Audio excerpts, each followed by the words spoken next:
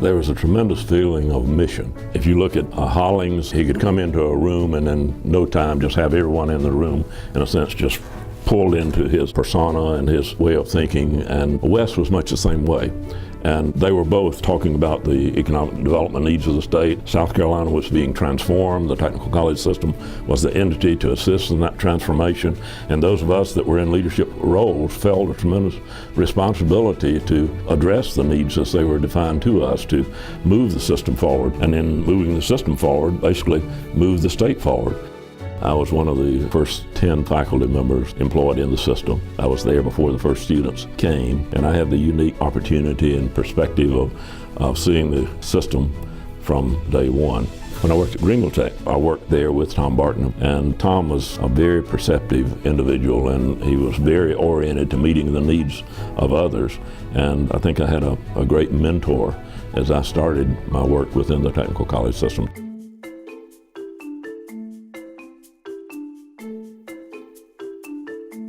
Greenville Tech was given over 100 acres from the city. Then all of a sudden we realized that that whole area had been a garbage dump back after the turn of the century. We were getting newspapers out of there before the World War I. We were groundbreaking, and I said, don't dig too deep. I said, you'll hit garbage. You were just starting and you had garbage all around you. What a challenge. Removing it, we couldn't keep the garbage. Before I got out of Clemson, Coach Frank Howard taught me what leadership was about. I'm gonna tell you exactly what Frank Howard would say. Do we want to win or lose? In other words, if that's all you got, then that's all you got. And we had to make something out of it. It was just a tremendous challenge. Well, it was tremendous what they went through to transform it from a city dump to a beautiful campus. On my little desk down here, I've still got my name tag, President Florence Darlington Technical Education Center. And it was a challenge. It was just 3 of us that started, had no office or anything. So I went out and rented a little trailer and parked it on the highway there, under a pine tree, they all say. On Highway 52 between Florence and Darlington, right on the site that we were going to start this little school. So that was my office and everything for the first 6 months. So it came time for the first year's budget, and Wade Martin and I, we had 3 tech centers ready. They got the money, they got their land, and they got the brick and mortar, and they got the architect, and they got everything set. Jim Smith, the state auditor, was the manager of the budget. So we came to Jim Smith, what day do you want us to make our presentation? Now let's just get these big outfits out of the way. There's DHEC and University of South Carolina, all those, let's get rid of them, then I'll put you in. And said, you come Thursday, we might get to you Thursday. So we sat out on that hard bench. We weren't invited in the anteroom, we just sat in the hall. 6 lawyers and 3 deans and 1 provost and 1 president and 1 chairman of the board, and all paraded in there, and the briefcases and the charts and everything. Wade Martin and I had a manila folder.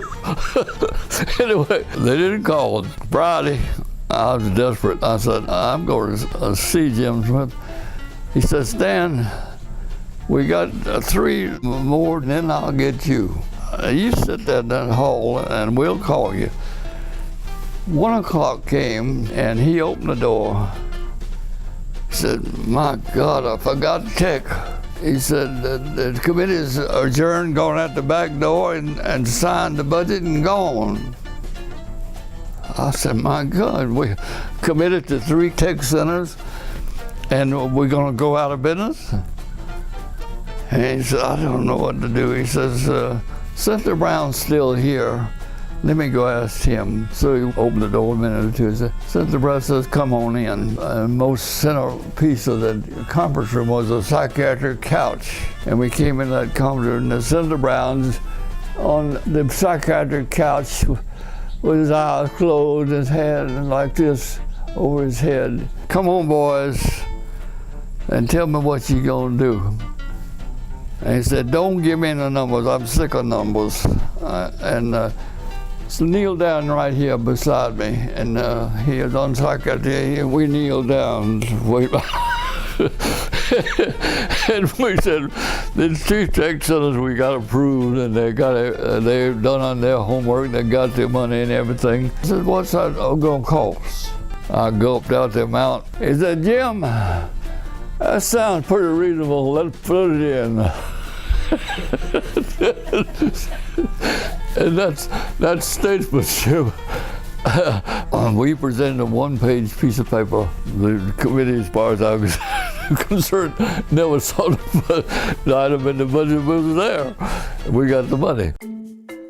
Fritz called me one day and said, I want to go up and see that little training school up in Greenville. So I called Tom and I said, Tom, the governor wants to come up and look at your program.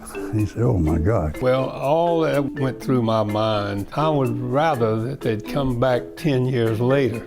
So we got up there late that afternoon and I said, Tommy, all squared away? Yeah, I'm all fixed. So he took the governor in and briefed him, and he said, well, now let me go and show you some of the classrooms. So I said, Tom, you got enough to fill one classroom. How you gonna show the governor all these rooms? He said, I got it all worked out. So he took Fritz into one room and it had full classroom of students. And I said, well, what you gonna do now? Because you haven't got another classroom full. He said, watch and see if I don't have. So he had me take Fritz out into the hall, and he took all of those students out of that one classroom and moved them into the next classroom.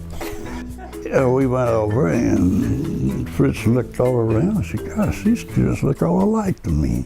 Tom said, no sir, Governor, these are all brand new students. And that was the introduction of Fritz to the technical training program in operation up there. And on the way we were driving back to Columbia, he said, Fred, this fellow Barton now, I don't quite understand. Those students all look just alike to me. I said, no sir, Governor, if Tom says they're not all alike, they weren't all alike. The challenge was to let the people of the state know about the educational programs available at these new technical institutions. And the textile workers, in a large degree, had about a 9th or a 10th grade education. You know, the history was that if you were 16, you could get a job in the textile plant, and your parents probably worked there, your grandparents had worked there, so you carried on that same tradition. Well, that was no longer true. You had this huge reservoir of people that wanted to live and work in South Carolina. Once they were aware of what we had to offer, it was not that much of a challenge to get them to come in, to enroll and take advantage of it. Hollings' campaign was to create jobs for South Carolina. And he had a picture of a briefcase. That briefcase will travel, get industry. Greatest salesman I've ever met. He can sell anybody. A tremendous salesman for the state of South Carolina, and we started getting plants moving to South Carolina, and his promise to them, if you come to South Carolina, we will train the people of the state for the jobs that you will create. We did it catch as catch can. We didn't have any master plan. We did any and everything. North Carolina was getting all the industry and we didn't have the skills. Luther Hodges and I had been lieutenant governors together, but his governor, Umstead, died 2 years ahead of me. Mine did too, but he wouldn't lay down. George Bell was a hell of a good fella, but dignified. He thought it was untoward to hustle for industry. If they wanted an appointment, the industrialists could come see him. He wouldn't go anywhere, and as lieutenant governor, I was constantly going everywhere. So I knew all the industries, I knew all the mayors, I knew all the legislature. That's what elected me, governor. We Southern governors knew how to carpetbag the North for industry. We balanced our budgets, we got technical training, we prepared the local communities. Luther Hodges led the way. He was not only an industrialist, but he was president of the International Rotary Club, and he knew all the CEOs by the first names. I was playing catch-up ball with the leader, Luther. One day, Walter Hopp, I don't know how he got it, but he got on Luther Hodges' list. I canceled everything the next week. We got up north, and I went and I mumbled. I said, Governor Hollins of South Carolina, they thought it was Hodges from North Carolina, and I got in the door. And we got a bunch of industries, and Luther was mad as get out. Yeah, but we had a good time competing. And I'll never forget, I finally got as many jobs my 4th year. I got as many jobs as he did, in fact, a little bit more. I can tell this true story on the punch drills at Utica Drop Forge, because I'd been to Frieden Calculator and they said, no, we already gone to the Netherlands. They said, we got to compete with Utica Drop Forge down the road. I said, I asked them when I was going out, I said, where's Utica Drop Forge? We went down the road and then I walked in and I told them everything they told me at Frieden Calculator. Your competition, as I understand, is Frieden Calculator. And I said, under the labor rules out here, labor can only handle 3, but they can do 6 punch drills over in the Netherlands. I said, we can do 7. They said, where did you learn all of this about our industry? I said, I don't know anything about industry. I said, but we got people on our development board that tells me that's what we can do. And I said, and we'll take and put your punch drills in there and train them the way you want, or we'll buy punch drills just like you want, and we'll pay for it. Either way, just let us know. I can see that fella looking at me just like you looking at me. He said, Governor, if half of what you're saying is true, we coming to South Carolina. And he had the site cleared, the building built in 100 days and 100 skilled employees. We were able to develop a sales pitch to go to an industry and say, look, if you'll build a plant in South Carolina and you can build a plant in 100 days, we'll have you a workforce trained so that you will make money the first month you're in business. And that worked because we were able to do it. Hollins told us time and time again, don't ever let me down, because I'm going to give my word. And his word was 100 days, we're going to build you a building, move you in. In 100 days, we're going to have a workforce trained with no material loss for you to start up. Wade Martin would design a spreadsheet for that particular company and show it manufactured on paper what the elimination of startup costs would do for him. Hollins used that spreadsheet, and that salesmanship of his, and he could really spin the tale.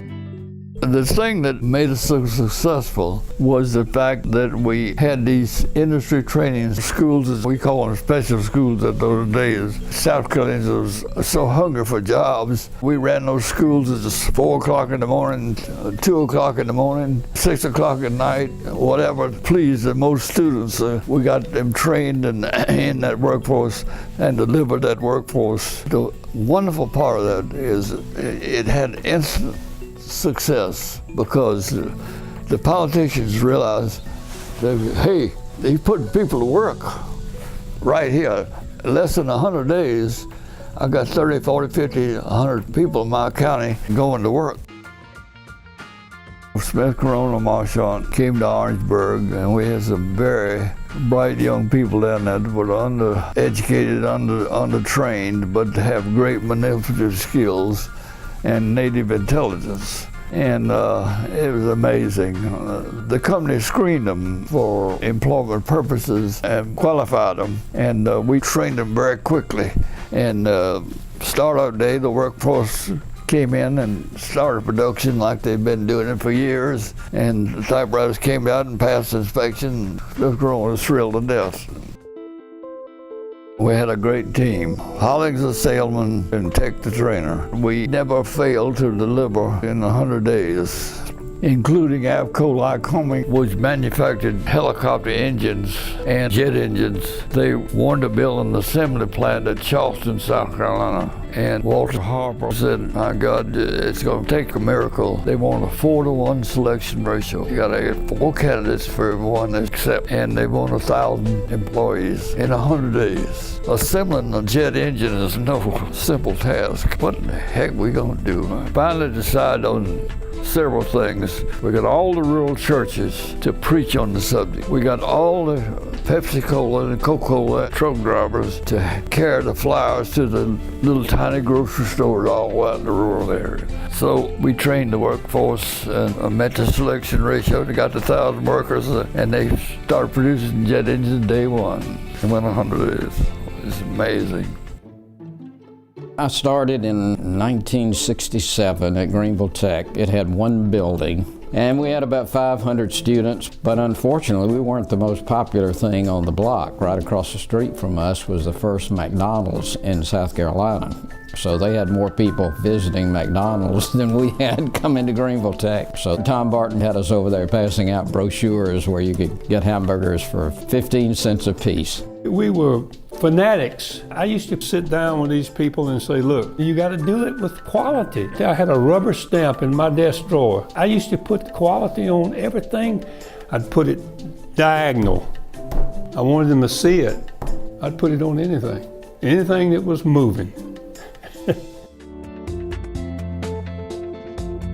We saw a tremendous explosion in enrollment because the people were desperate for jobs. They would come and spend a year or two at the college, get the skills that they needed, then they would go into employment. If you look back, has South Carolina not brought those industries in? With the decline in the agricultural industry, with the decline in the textile industry, it would be just a difficult economic base in the state. As businesses and industries came in and you added new kinds of jobs, as the economic base was diversified, South Carolina was stronger, the tax base was stronger, and it did allow South Carolina to move forward.